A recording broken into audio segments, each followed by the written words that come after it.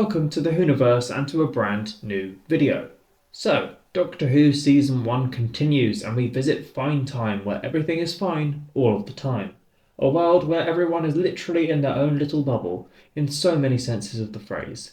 A world of rich, entitled young people streaming their lives into the lives of others, so much so they are blinded to the dangers right in front of them, forever watching and streaming in a vicious cycle, never looking up from their devices.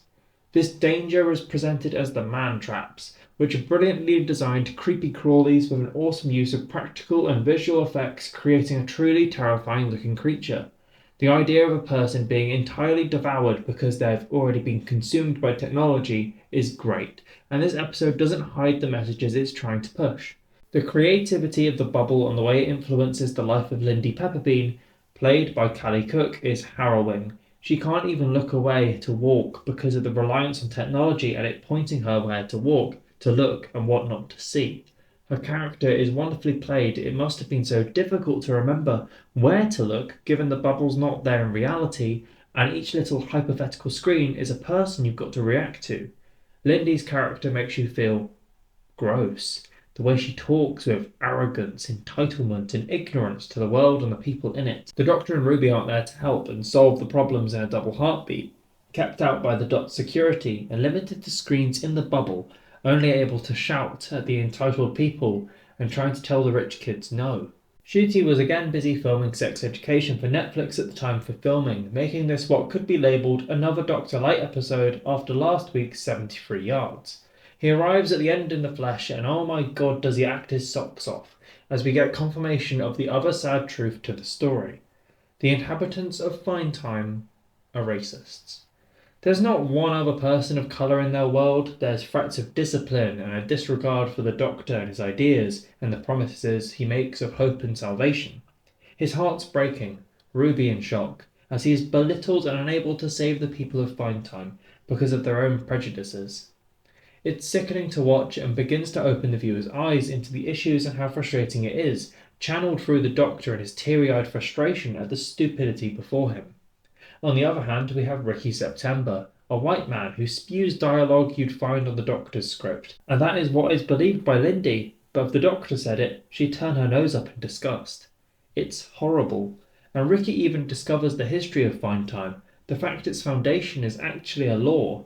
The security of the place is absolute, but to what parameters? Are there particular firewalls defined by race? If your skin isn't white, does that mean you can't enter the bubble, this self-proclaimed paradise?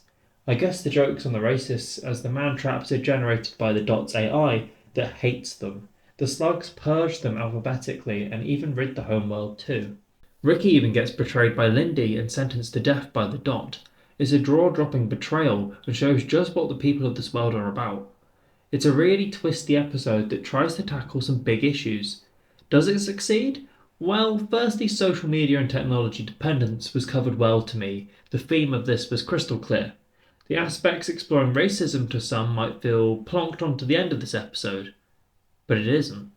There's lines throughout the runtime of the show, and they show this, and we get the biggest clue. There are no people of colour in this episode except for the Doctor.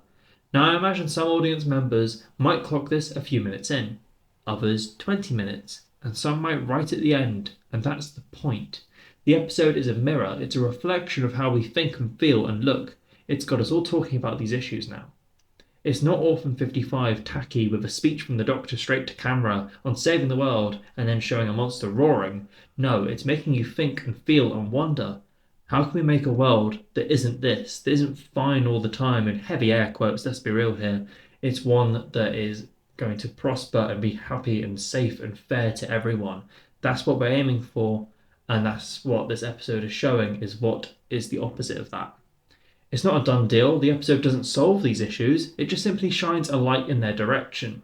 We're presented with a choice. Do we look and listen, or do we simply just stay inside our bubbles? Dot and Bubble then, an eye-opening Dr. Light episode that points its crosshairs at big issues and leaves it up to the audience whether it hits or misses. What did you think of Dot and Bubble? Comment below, and of course subscribe if you want to see more Doctor Who content. Keep it friendly in the comments, guys, keep it respectful, and thank you very much for watching, and I'll see you in the next video. Bye bye.